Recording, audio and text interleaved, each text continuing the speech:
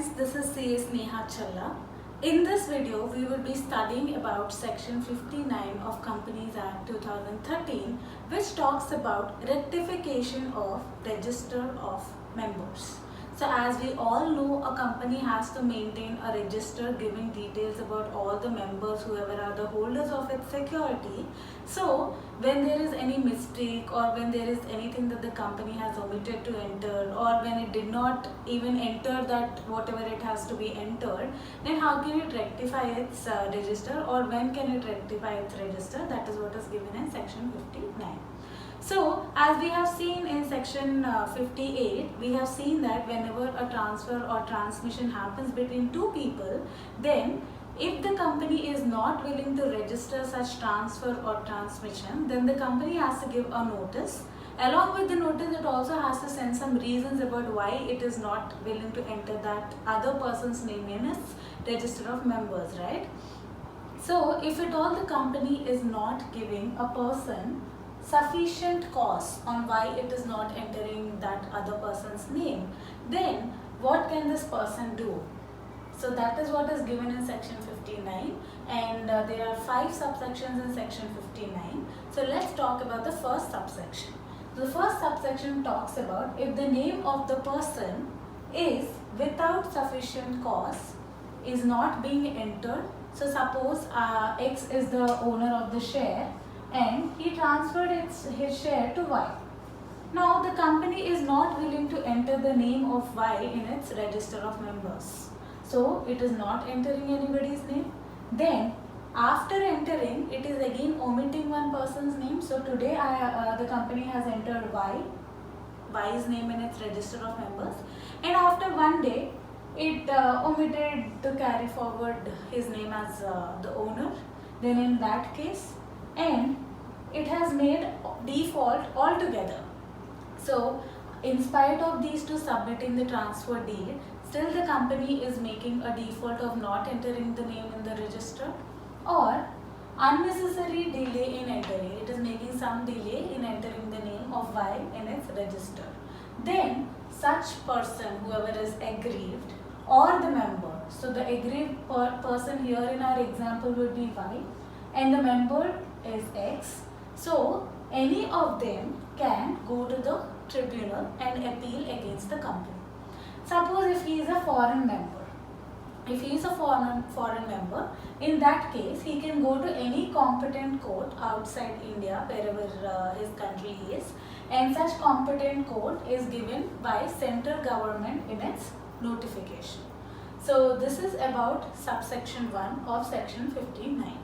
So talking about subsection 2, it talks about what can the tribunal do when it gets the appeal from such member or the aggrieved party or the company. So whenever the tribunal gets a case, it can order the whole dismissal of the case itself, or it can order the company to register Y's name within 10 days. So within 10 days of such order from the tribunal, the company has to register Y's name in its books. And it can also direct the company to pay amount to the aggrieved party, whatever sufficient money that he has, the loss that he has sustained, the company will have to pay it to the aggrieved party. And the tribunal may also order or direct the rectification of records of depository. As we all know, depository also maintains the details of the owners of the security. So the tribunal might order the depository also to rectify such register. And next, talking about subsection 3 of section 59, it talks about provisions of this section. So anything given in this section is not going to harm any of the rights that you have as a security holder. So it will not affect your voting rights, it will not affect your transfer rights or any right that you get because of being the owner of such security. So Y is still eligible to vote, Y is still eligible to transfer his shares to Z if he wants to. So whatever rights that he gets because of being a holder, that will still remain same. And next, talking about subsection 4 of section 59, it talks about, suppose in our same example X and Y, while transferring X's shares, X has done some contravention to some other acts. So he did not follow what is given in SEBI Act. He did not follow what is given in Securities Contract Regulation Act, or he did some contravention related to some other act like FEMA or RBI Act or Banking Act, Banking Regulation Act. So he has done some contravention to some other act. Then in that case, not only a member but the company, the depository and the depository participant, so whoever is aggrieved by such contravention, they can go and file an appeal to the tribunal saying this person has did some contravention to this act, so please look into it.